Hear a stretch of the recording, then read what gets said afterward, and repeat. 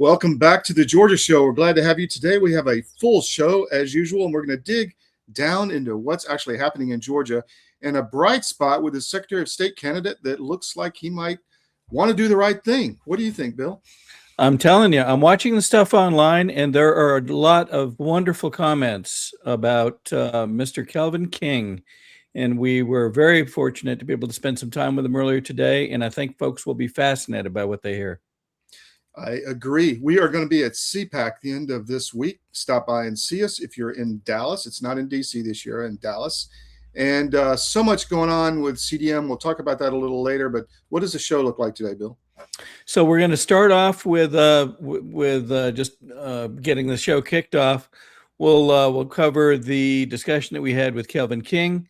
We'll take a break at the bottom of the hour, and then we'll welcome in Jason Frazier. Jason's going to talk about a very concerning court finding in the appellate court that nobody can seem to make sense of. It is bizarre, my choice of words. And so we're going to talk about that and the implications both for Fulton County and their election board, but also more broadly across Georgia. And then I think we'll have a couple more little surprises by the time we're done. Yeah, I think so. Well, we're brought to you by the Georgia Record, georgiarecord.com. Put us in your scan, cdm.press, and check out all the different options we have there, all the different areas in the world that we have really good coverage. We're very focused on bringing you what you need to know. We can't really cover everything, but we cover what you need to know, and that's kind of our calling card. Let's get right to it, Bill. Who do we have first? Kelvin? Okay, yeah, let's see. Now, Mr. King appeared before the Georgia Republican Assembly candidate convention or endorsement convention yesterday. A number of candidates did, and a number received endorsements. You're going to hear how the crowd responded to Mr. King, and it was quote unquote epic, according to what people are saying. So let's see our discussion. I want to welcome back Kelvin King. He is Georgia's businessman and Air Force Academy grad like myself. He's coming back to the show from back during his senatorial campaign in 2001 or 21. Welcome to the show, Kelvin. Thanks for coming on. Hey, thanks a bunch, Bill and Todd. I love hanging out with you, and it's always great to meet with another Zoomie. I was going to play the fast need average trick on you, but geez, I feel like the odd really man out good. Here. I mean, but it's not a secret anymore. Yeah, I know. I got to play a Dan Scavino Air Force tape or something. I feel like the odd man out. Go ahead, John. Seriously, this is a serious project you're undertaking, and I was just looking at the candidates, and I don't think you really have any competition unless they cheat with Gabe Sterling or something. I mean, how do you feel about this whole race? Yeah, I definitely think it's a very interesting race. And I always say it's the most consequential race of the 2026 cycle. And I say that because the Secretary of State's office impacts pretty much every Georgian, from our right to vote, for our right to work, and our right to save money and have our retirement protected. So those are all the key components of that office. And I think that the candidates are very clearly contrasted. I don't think there's a issue in terms of where I stand and where the other four candidates stand. I think it's a pretty clear contrast. And just to give a quick snap of it is, I'm the only candidate with these particular qualities that served in our military and armed forces and raised their hand to give their life for our country. And also being a government procurement manager. And I highlight that because the Dominion contract or Liberty Vote or whatever you want to call it, it comes to term in 2029, and I'm going to work to get out of it. I'm also the only current candidate that's campaigned across the entire state. The only candidate that believes the state elections board really needs to be an independent authority to provide oversight of the Secretary of State's office. And I'm the only candidate that has a real business with real W-2 employees. So I think it's a pretty clear contrast when it comes to this race. It is interesting. So you were in attendance at the Georgia Republican Assembly candidate convention yesterday, and we heard some amazing results. Here's a picture from it. Not only did you get the endorsement, But since then, there's been a number of folks that have posted that it was I think the term was epic landslide. And I've attended these before, and it is sometimes challenging even to get the litmus bar to get somebody endorsed. If I understand correctly, did you get 87% of the vote? The GRA is a organization that is very, very grassroots, and they're very pro-Constitution, and they just want the government to function the way the government was originally designed to function. And oftentimes that organization gets misinterpreted because they are so committed. And I actually feel the same way as they feel. I mean, I'm committed to making sure that our government functions properly and that our Constitution presides over every function of our government too. So, I mean, maybe that after I gave my presentation, along with my other competitors, maybe that group, the organization, saw that I'm authentic. What I say, I mean. I do what I say. And just fortunately, God blessed us that day, and it was an overwhelming victory. And I'm very grateful for that organization. You used the word authentic, and I think that has special meaning for many people, especially here in Georgia, for reasons that, we haven't been able to explain now for years. There seems to be this sense of folks say one thing until it matters, and then they'll do what they need to for expeditious reasons behind the scenes. And I don't mean to be negative on, all our legislators, but there does seem to be a problem. And I remember having seen you speak in a couple of the counties around recently, and people walk away and they use that word, gosh, I hear authenticity. How would you explain that to people when they make that comment? Well, I mean, I try to present myself like an open book, and I mean, I'm not the most polished, politician in quotes. I'm not, because I'm not a politician. I'm a general contractor. Like if you want to talk construction, I can roll up my sleeves and I can just roll with, that sort of talk. So, I mean, I just tell people who I am, and I tell people what I think. I mean, I guess similar to President Trump. I mean, we're in similar industries, and oftentimes we don't have a whole much of a muzzle on what we need to say. And I think people see that. I'm always going to be respectful. I mean, Todd knows that a military officer carries themselves a certain way. Mm-hmm. And I'm always going to be respectful, but I'm going to say what I need to say. And I'm going to tell people what I don't know, or if I screwed something up. And I think the basis of that is confidence. I think a lot of people who run for office, they're running for ulterior motives, maybe fandom or money or something that's not true and above and bigger than themselves. So when it comes to me, I think people see that I am confident in who I am. I haven't embellished my resume. I don't have skeletons in my closet. I have a lot of challenges in my background, but I also have a lot of overcoming of challenges in my background. And I think that breeds my confidence. And I think people see that when I speak. Let me ask you, the Secretary of State's office, and you mentioned machines. Thank you for that. We'd love to see that contract go away. But the Secretary of State's office has really, I think, been degraded as far as people really don't trust it. There's no transparency. There was the issue of putting the voter rolls in the cloud, really without the appropriate bidding process. I mean, a lot of stuff that people just don't trust the office. How are you going to rebuild that trust, do you think? I know that's a great question, because this is a turnaround situation. Mm-hmm. This is a reform of the Secretary of State's office. And anytime any business leader, CEO knows that any turnaround situation, you got to start with the culture first. And what I like to talk about is how I'm going to change the culture first. The first thing that people have to understand within the Secretary of State's office and the presiding counties is that we're going to operate on certain core values, and that is integrity first, service before self, and excellence in all we do. And Todd, you know where that came from. Those are Air Force core values. I'm going to implement that because I need people to understand that this is a new office, a new sheriff in town, and we're going to operate in a new way. They're going to be supported. They're going to be trained. They're going to be protected, but they're going to also have to follow the rules, and the rules are not flexible. So it's a decision that my people are going to have to make. Once they decide to get on board, then we can implement my other goals, and that is releasing ourselves from this Dominion contract, implementing hand-marked paper ballots across the board. We can do it. The Secretary of State's office has that authority. We're going to make sure that our voter rolls are cleaned up, removing ourselves from this ERIC system that holds our third party that holds our voter data. We're going to sign direct intergovernmental services agreement with other secretaries of state. We're going to improve our business licensing processes by integrating, I call it industry liaisons. That's going to be people who answers the phone when businesses call, people who guide entrepreneurs and small business owners on where to go, how to navigate the website, how to navigate the steps within the Secretary of State's office, so that we're now a partner to small business versus a bureaucracy or another red tape agency.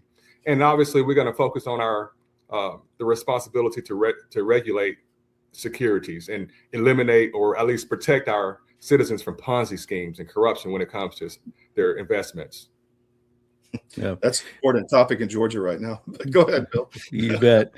So in the last couple of years, maybe a little bit longer now, we've seen the state election board have more efficacy because of changes in some of the personnel, some of the I'll call them the good old boys that sat on those seats for so long, and with the entree of some good people, we begin to see progress. Yes, albeit it isn't easy. I know that in the past month or two, we've watched as the House and Senate have wrestled over making sure that the state election board has adequate funding. They've been playing games with cutting their funding and other things. Right. To your point about transparency, one of the challenges there seems to be this controversy isn't quite the right term, but a fight, for lack of a better term, between the Secretary of State's office and a clear information flow back and forth to the state election board, and it's characterized by a number of different things, including a special portal that's used to communicate between the election offices around the state and the Secretary of State's office.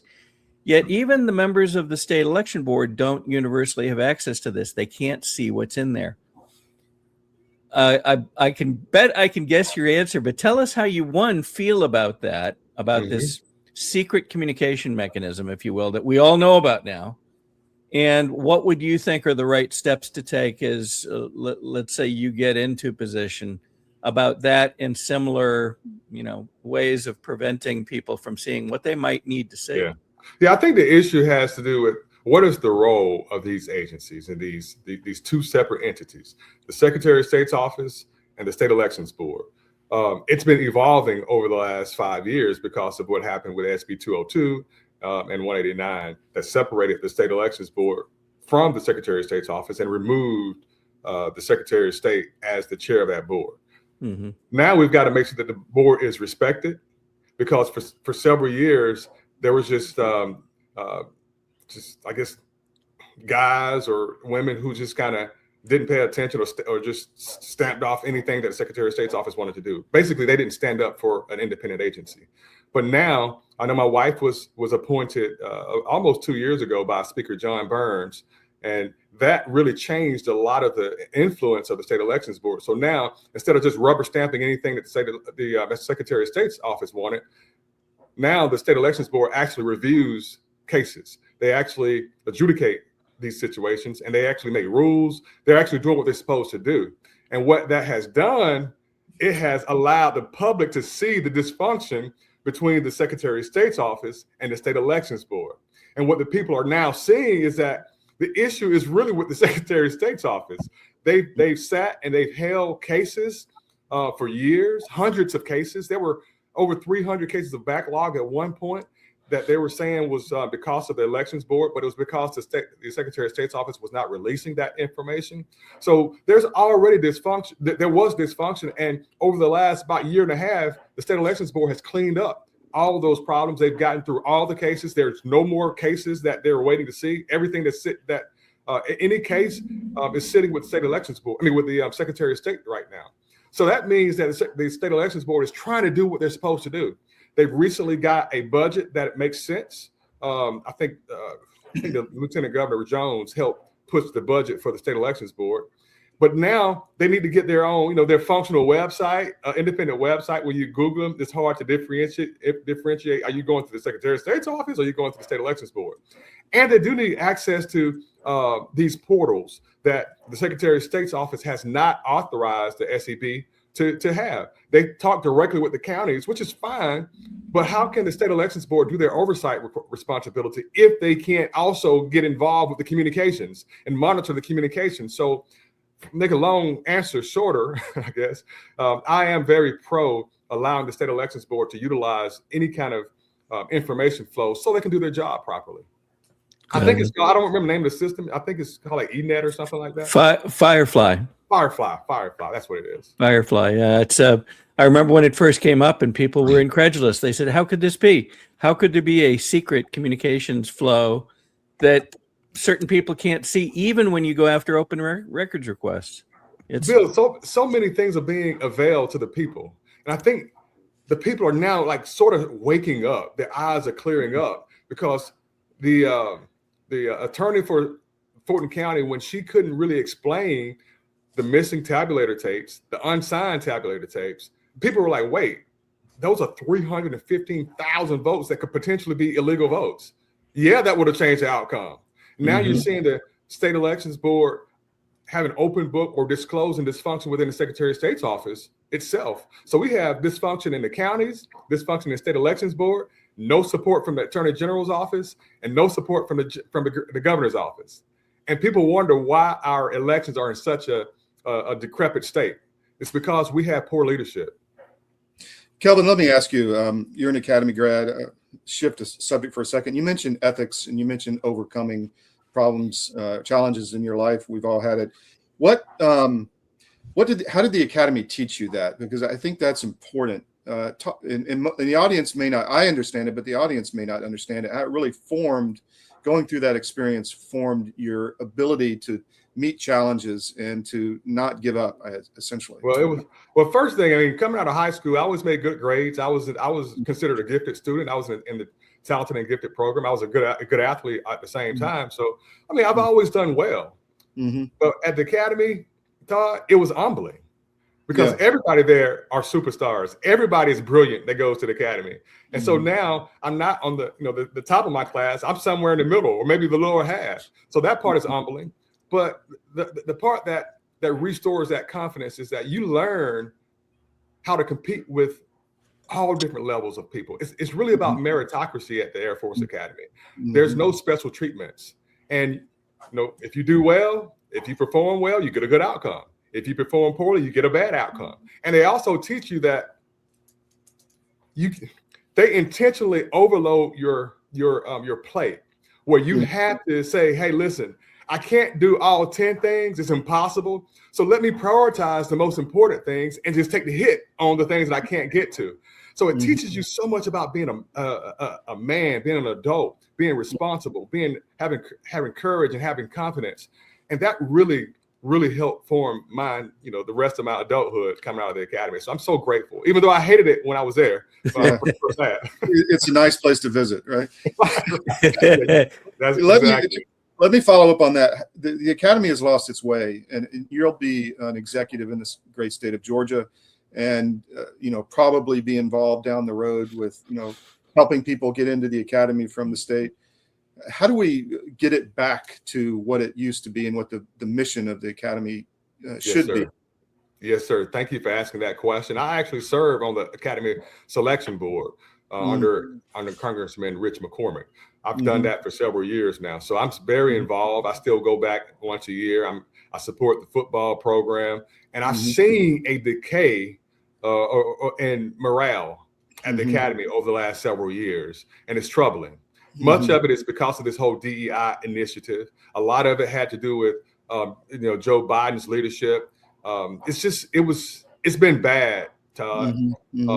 But what's helping is alumni, people like you and me, who are going on the chat rooms, chat boards, donating to some of the agencies that's trying to get the right type of candidates reviewed in the Academy, the Association of Graduates and all those agencies. Like, that's what's going to help, because we just had some poor leadership there over the last couple of years, and it did impact our cadets. I mean, they're brilliant, but I don't think that they were trained in the proper way when it comes to how our military operates. I mean, a lot of them. It's good versus evil. Yeah, A lot of them wanted that tough experience, and many of them didn't get it, and they feel cheated, I think. Oh, back to you, Bill. Which is unfortunate. Yeah. Yeah. But there's always room for change, right? I wanted to make sure folks knew how to get more information about you. They've gotten a great vignette in these last minutes, but I want to make sure that they have the ability to follow up and also find out where you are going to be. I'd like them to have that experience of what we discussed earlier, hearing authenticity, hearing your views, and getting a sense of who you really are. Yeah, sure. I believe this may be one of your sites. Is that correct? This is KelvinKing.com? Yeah, that's I was going to send everyone to KelvinKing.com.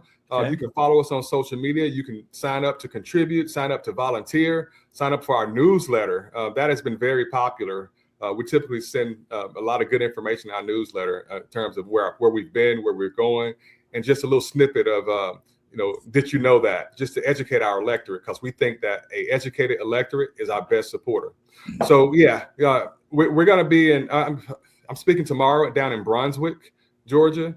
Like I said, like you mentioned earlier, yesterday we were at the GRA convention where I got their endorsement. Last weekend I was at the Frontline meeting convention where we won that straw poll pretty decisively as well. So a lot of the grassroots agencies, a lot of the election integrity agencies, a lot of the pro-life groups, the evangelical groups, and even, I even have support in Buckhead, believe it or not, Bill, because we come with a very common sense approach. I'm a common sense guy. I don't want to overcomplicate anything. Most people in Georgia don't even know how our election processes work. Most people don't have a clue what happens when they cast a vote. And that's a travesty. I want to make it a lot cleaner, a lot more easy to understand, a lot more easy to audit. And, there's no tricks in a King administration. It's just going to be, I'm going to lay it out, ABCs, 1, 2, 3s, black and white, and that we're going to lead by example. So I just ask people, follow our candidacy, and we're going to win this thing on May 19th. That's great. You mentioned common sense, and many people, I think, will recall that during that last year of Trump's campaign, they pivoted away from, this party, this group, that group, and they went to common sense. And we began here in Georgia to see that play out very strongly. Folks really, regardless of where they're from, as you say, Brunswick or Buckhead or something, many want the same things. They may call them slightly different, but what do they want? They want safety for their family and their kids. They want the ability to have their kids grow up in a good environment, get a good education, have a good family life, a reasonable shot at the American dream.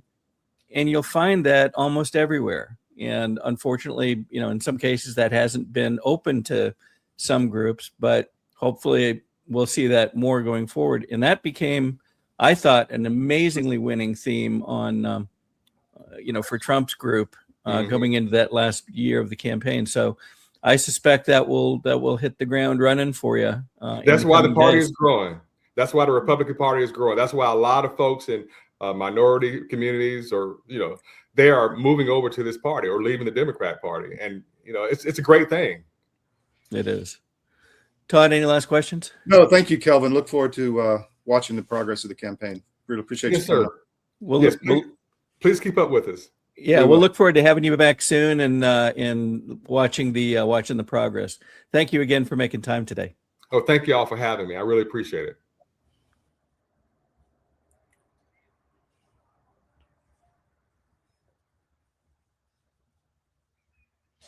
There we go. Yeah.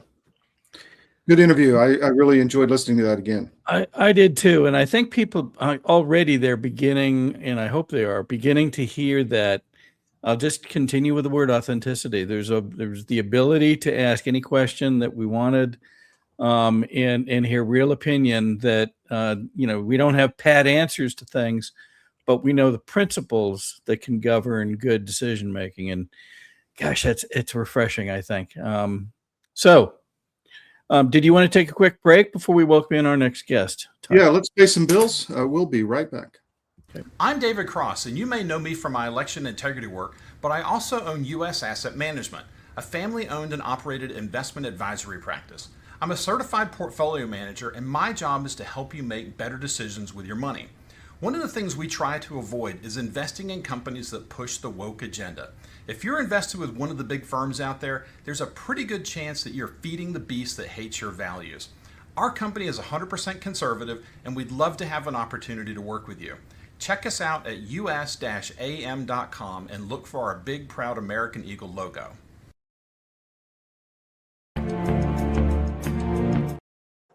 Whoops, wrong one. A warm welcome here at the National Press Club.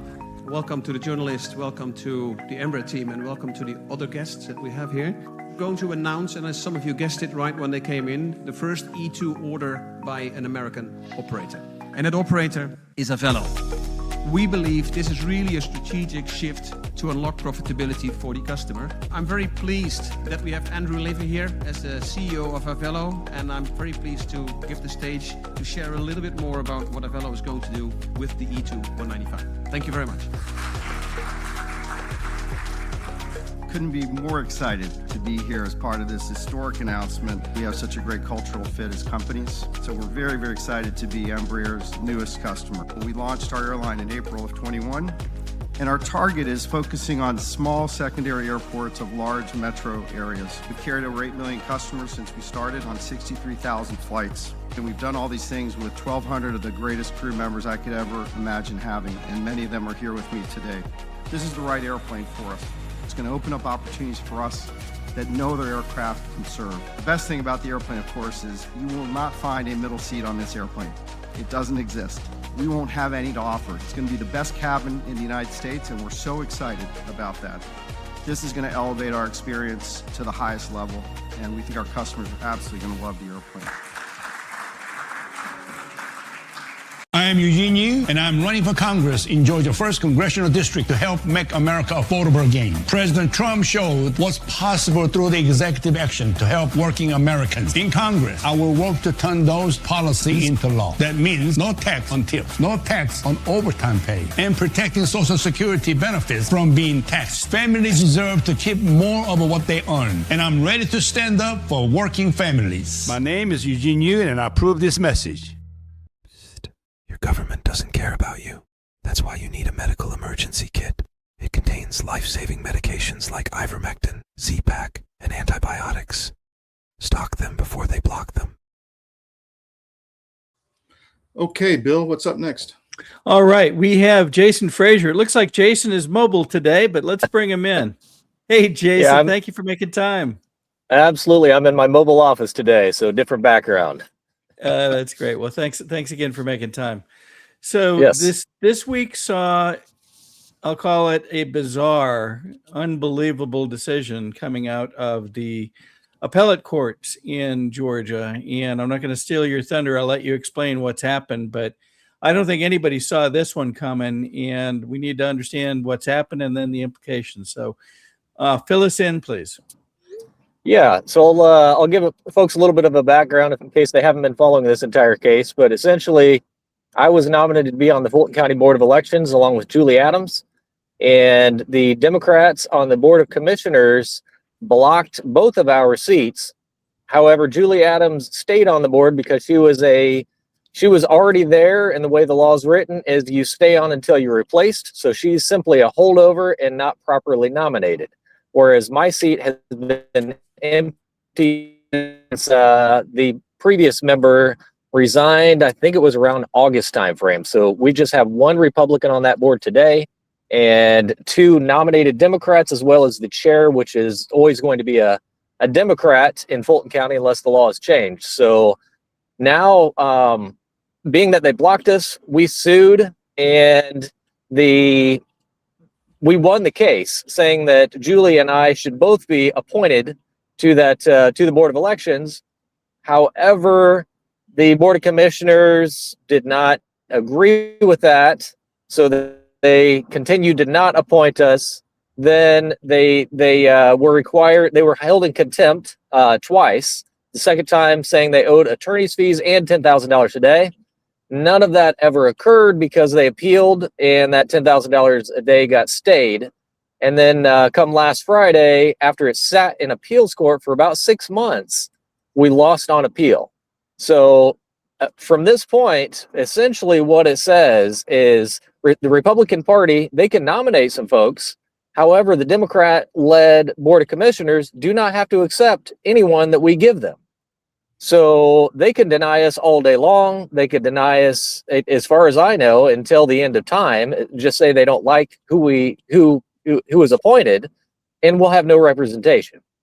So it does not seem like that was the spirit of the law, and we do have until April 2nd for this legislative session if the legislators had the appetite to fix the law right now. Otherwise, I'm afraid we're going to come into the midterms with either or no board. The commissioners feel enabled by this, which I'm sure they would. They could say, well, you know what? You've had 6 months to appoint somebody new. We don't like Julie, so we're going to take her off and hope you give us somebody we like. So that's kind of where we're at right now. And I think the next step will either be to appeal it to the Supreme Court or change the law. I don't really know what else to do, Bill. Okay. Well, let me make sure that folks understand the way that this is supposed to work. I think they heard part of that from you just now. But normally what's happened, and going back for decades of experience, both the Democrat Party and the Republican Party could bring forward each 2 nominees, and those nominees would normally have been accepted by the county commission and seated based on their being brought forward by their respective parties. As you said, the chairman has typically been a Democrat, and that's been the case for, I guess, some period of time. But in this case, they stood in the way of that and said, no, we're not going to take the 2 Republican nominees, and we want you to submit others.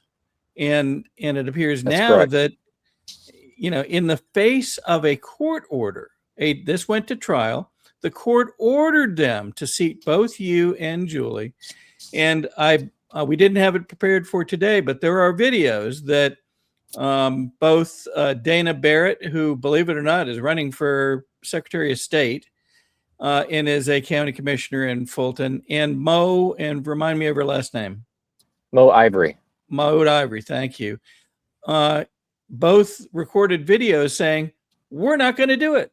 And we don't care who I'm paraphrasing. We don't care who tells us to do it. We're gonna vote our conscience, or whatever they ended up saying.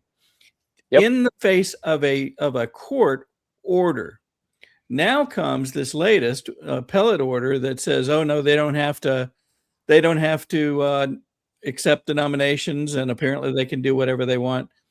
That flies in the face, if I understand it correctly, of black letter Georgia law, meaning it's printed that this is the way things have been done and shall be done, and yet the appellate court seems to have turned it over.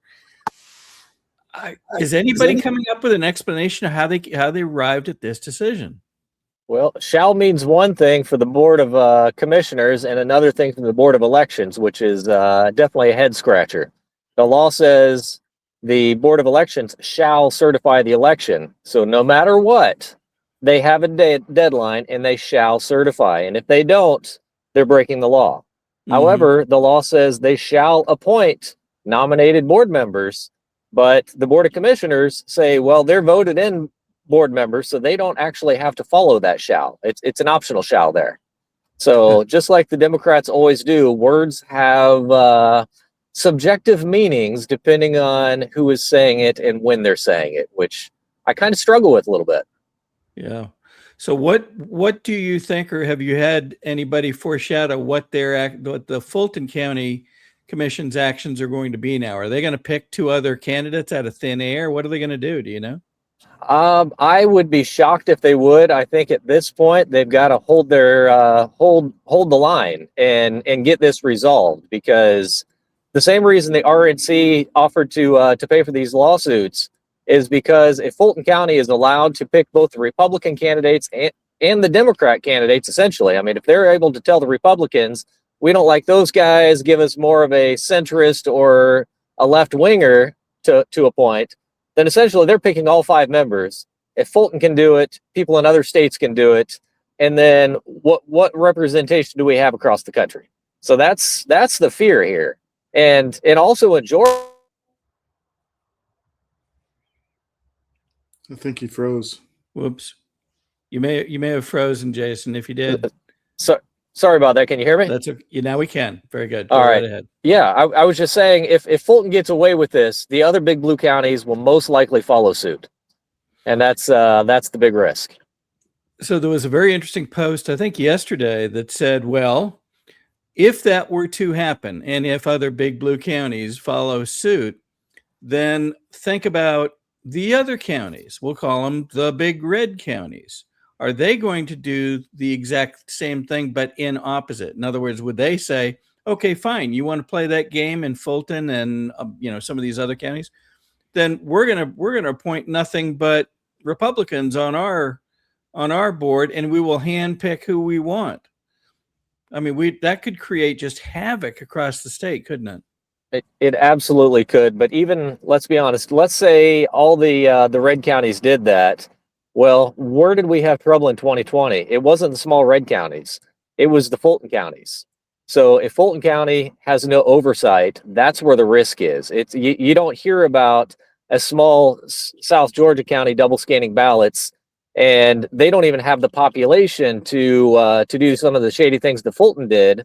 They're a rounding error in the entire state. I mean, I'm not saying their votes don't count, because they absolutely do, but Fulton County is 10% of the state by themselves, and these other big blue counties are a big chunk of the state. So if they have the power, that's where the risk is. Yeah, that makes sense. I know there's probably certain things that are being discussed that you can't talk about publicly yet, and we don't want you to, that where you shouldn't. But do you sense that this is going to be pursued strongly by trying to get it back to the proper decision? Yeah, I can't talk about the path we're going to take, but I have a strong feeling that all avenues will be pursued. And if for no other reason, this is a big election coming up. And think about the optics. Say Burt Jones running for governor. He's at the Capitol today. If Fulton County has no representation from the Republican Party on their board, that's going to look real bad for him. So if he can't get Fulton County to have two Republicans there, then what else could he do? So I'm just afraid the optics are going to cause some Republicans to stay home or feel like their vote doesn't count. And when we've got these big blue counties, that's a lot of votes. So I really hope the folks at the Capitol will do the right thing, so that way everybody feels confident. All the Republicans come out and vote for the folks they believe should be in office. And that's really what needs to happen. So I'm really hoping the folks at the Capitol do the right thing in this next week and a half. We've got till next Thursday. Well, Jason, there's a big elephant in the room nowadays really talking about. I mean, and you've mentioned big blue counties. Maybe they're just not so big and not so blue, or maybe they're pretty red. So I mean, that's the other shoe that could drop, right? Absolutely, there's a lot of truth to that. And one of the items I hear kicked around is, why not have the chair on all counties rotate from Republican to Democrat, so that way the big blue counties have a 3-2 Republican majority for 3 years, and then it's a Democrat 3-2 majority the other 3 years. So that way it rotates on presidential elections. That way any shady activity by either party will be uncovered by the next party, and maybe that will keep them honest.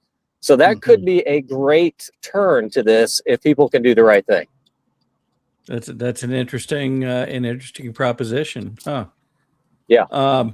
As you say, one of the challenges is I've heard it referred to as the appetite of the legislature to do things with regard to our elections. And unfortunately, last week in the last couple of weeks, we've gotten a couple of disappointments, because even the stuff that people thought, well, this is a no-brainer, this can get passed, failed to do so. And it failed to do so by a combination of at least one Republican representative voting with the Democrats, and three others finding reasons to be out of the chamber during the vote. And it kind of begs the question, how was it that this last election bill was kept away from the floor vote long enough to let these people go home, when it was apparently known in advance that at least 2 or 3 were going to have to leave, or had said they would leave. Why wasn't it brought forward earlier so they could vote on it appropriately? I hope that we get the chance to see these people take appropriate action and get something moving forward. I think we're going to call on people to make those calls to their representatives, to their senators, and mandate that this must be dealt with. This can't stand the way it sits today, can it? Absolutely. And this would be a very nice feather in somebody's cap, whether they're running for lieutenant governor, in any of the hot ticket positions right now, to say that they fixed the Board of Elections in Fulton County and across the state. So that would really shine and be a great campaign item if people could pull that off. And conversely, if they don't, it's a boot in the seat of the pants. So absolutely. It'll be difficult to vote for folks if they can't make such an obvious, necessary bill pass. Yeah. We appreciate you making time. You continue to be, a steady and calm and patient gentleman throughout all of this that's going on now for years. So thank you for, one, making time, and two, our encouragement for you staying the course, and let's see if we can get this thing solved. All right. Well, thank you guys. Have a great day. Right. Take care. Thanks for being here, Jason. Bye-bye. Wow. Nobody when this first came out could believe the ruling. They were like, what? Yeah. And aren't appellate courts supposed to work strictly on the law? I mean, that's the whole point of an appellate court. They're just making and stuff. Now people can't really understand. They're like, wait a second. And that, very frankly, is the reason for the title of our show today, or in part, are Georgia courts, and maybe other courts, but are they a captured operation? Is that possible? Mm-hmm. And if it is, what does it mean? Yeah. Okay. All right. I had one other thing that we can play later in the show. It's an interesting little post from the White House. Did you have another subject that we wanted to go into? I did this. I had to go to DC this week for the Pentagon press briefing, and while I was there, I did a show on location in DC, and I had Tom Teague on, and we talked about oil markets and what's happening that's of interest to Georgians, obviously with gas prices rising. So I thought I'd play that. It's about 12 minutes. I think it's very informative. So here we go. Tom Teague, and let's talk about what's going on in the financial markets. My friend, how you doing? Where are you, Tom? Where in the world is Tom Teague? Chamonix, France. must be rough. Yeah, it's a tough life. I'm enjoying it before it all goes down the tube. Good for you. So what do you think is happening? I mean, oil, you and I were both a little bit, I think, optimistic on the outcome of this. I still am, but I think we may go through a little pain. What do you think? Yeah, I mean, I just heard you say oil. It depends which oil you're talking about. Right. The Brent is what Europeans are using. Normally it trades like throughout time between $2 and $5 premium to TI, West Texas Intermediate. And it blew out to $20 today, which is a huge move. I mean, I'm not even going to use standard deviations to describe it. It's just a massive move. So it's come back in, and I think right now it's trading around $15. But I think, I was just talking to one of my friends who's an oil trader, and he was saying, it's amazing. Europe is absolutely screwed with this whole thing. Like Qatar apparently has lost 17% of their liquid natural gas capacity. Europe was just trying to start a war with Russia. So now what are they going to do? I mean, it's just, it's amazing how bad the leadership is in Europe. And, people can say what they want to about Trump, but it's in the rest of the world's interest to protect the Straits of Hormuz. And these guys flat out are like, and I don't know if it's because of their populations, if they're, that they're changing their views on the world, but it's in their interest to to get that place working, and they're just sitting on their hands. They're just in denial. And well, either that or it's intentional. I mean, you and I have debated this, but maybe they just want to destroy their own societies. That's every big crisis, they get just more power. So maybe that's that's what's behind it all. But it clearly makes no sense to me the way they're behaving right now. Yeah. I think you mentioned before in the last segment that President Trump was kind of angry that Israel had bombed the Pars gas field in Iran. Yeah. And that's not helping at all. The U.S. is in pretty good shape, but I mean, I'll tell you a scary figure. Europe basically 3.5 million of barrels a day is what they produce. They consume like 18. Yeah. They're in big trouble. Yeah. Like this is going to be a massive problem for Europe. Russia's going to be doing well. America's going to be better off longer term. But the U.S. is still very competitive. And if you count oil and liquids, the U.S. is producing almost the same as both Saudi Arabia and Russia. So it's the U.S. is in a much better position. And this Jones Act thing, it's made shipping. The Jones Act is basically only allowing U.S. ships to ship oil between U.S. ports. So when you get oil that comes out of the Gulf to get it up to the Northeast, you could only use U.S. ships, and it made the price go up to ship it. But they're talking about suspending that, which should allow foreign competitors to be able to ship our oil from place to place. So that's very helpful. I mean, I think I think we're in a pretty strong position, and I think it's gonna. I hope it doesn't just continue to blow up like this, because there's so many important things. There's helium, there's fertilizer, we're so reliant on this artery to get goods out to the rest of the world, and it's going to be a complete shocker for these guys, and everyone's going to have to rethink their drilling policies, their oil, trying to get off fossil fuels. It's suicide to do that right now. So I'm still seeing some stuff in the press where there's talk of Trump wants to pull away from Europe and try to connect with Russia. This may accelerate that in the long run. Yeah. I just don't think you can say, I listen to sort of both sides of it, but I don't think that Europe is behaving like an ally in a lot of ways.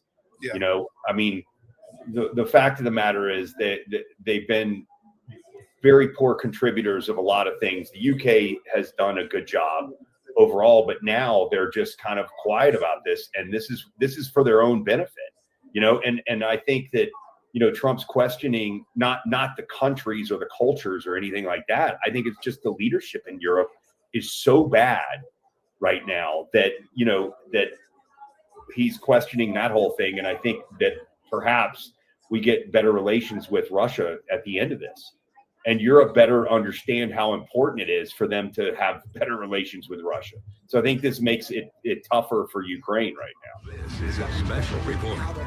Knowing how to invest your money is harder than ever before.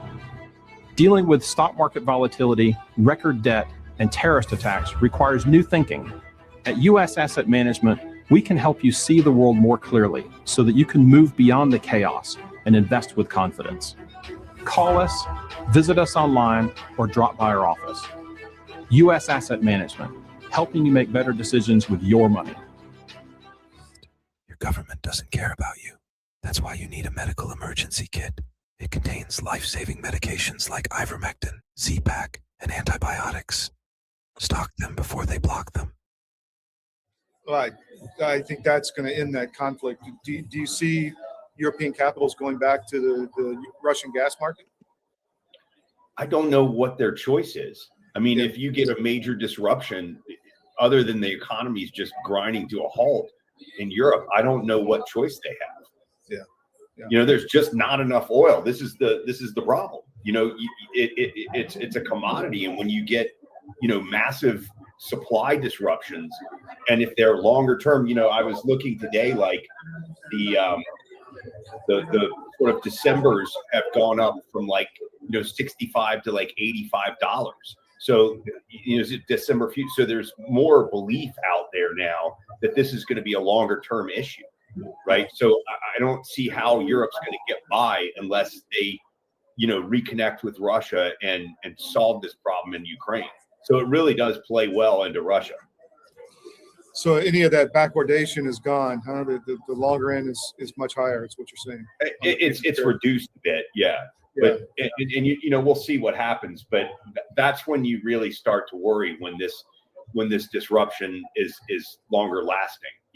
That's what if it's over in a couple of weeks, which I sort of think there is a possibility that could happen. I mean, these attacks from Iran are just completely acts of desperation. It's not helping them. And I think the level of technology we have in this warfare, and it enables us to just take out, individuals at a time. And at some point, they're not going to be a lot left in their leadership, and they're going to want to end this thing and meet the demands of the U.S.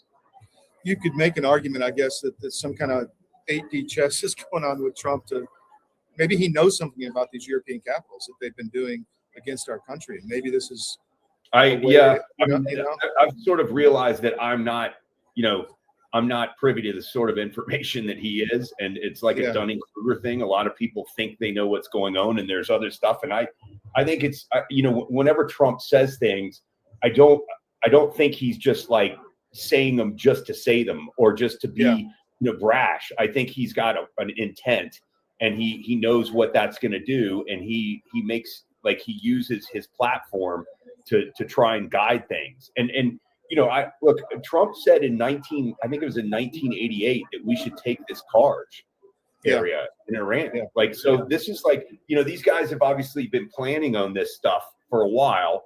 And Israel and Mossad have built up a lot of intel on what's going on in Iran. And I hear from people that possibly some of these guys had dentists that put stuff in their teeth so they could figure out where they were.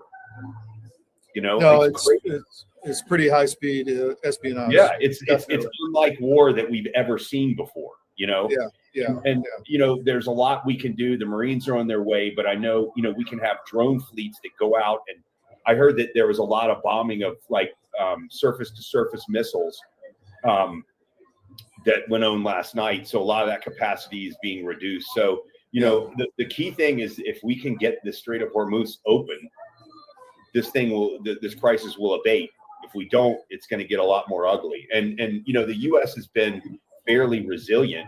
Its market, we're down a lot less than the other markets, the European markets, and it's sort of holding in there. But part of it is probably we've got a huge expiry tomorrow. We got the March expiry, so you never really know a lot of times that affects the way stocks trade and sort of makes things vol compress going into that. And then after it, next week, it could be a complete shit show.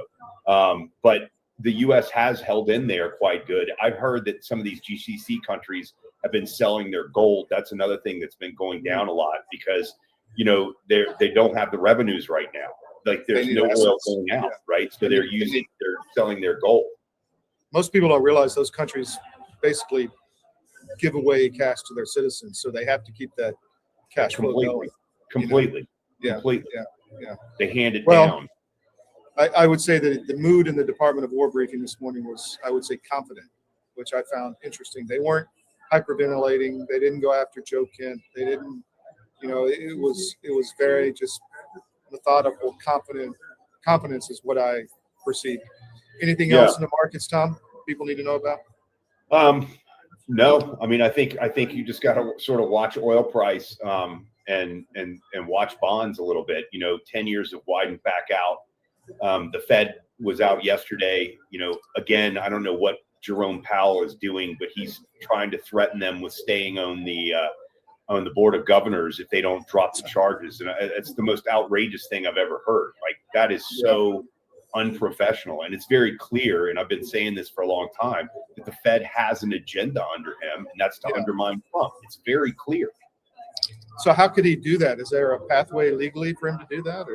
Or I think that traditionally the Fed chairman can step down and be on the board of governors after that. Most of them, I don't think, do that, but it's a way of saying you're going to have another person to block what you want to do. And how you could say that the Fed is in any way, shape, or form independent, it's beyond me. Yeah.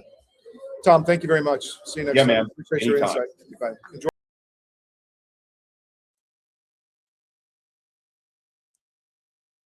All right, my friend, we're back.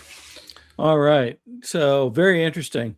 Tom mentioned the Strait of Hormuz, and in the last 48 hours, here's something that Trump posted. If Iran doesn't fully open without threat the Strait of Hormuz within 48 hours from this exact point in time, the United States of America will hit and obliterate their various power plants, starting with the biggest one first. Thank you for your attention to this matter, President Donald J. Trump. And I think I heard Tom say, the president doesn't normally mince words or say things just for effect. We've seen that before, namely, Iran doesn't have much of a navy left, but they do have some new artificial reefs, apparently. So, where this is going to go in the next day or two, I don't know. And then just a few hours ago, the White House released a video. And, for those of us who've watched, we've talked about this in previous shows, there does seem to be something more here than just what we see in the video. So as we get ready to close, I wanted to play this. It's relatively short. I think it's a couple of minutes. And then we can finish the show. Is there anything else you'd like to cover, Todd? No, that's it, Bill. Thanks. All right. We'll play this, and then we'll play the out, and we'll look forward to seeing you. You're on the skiff tomorrow morning at 10, I hope?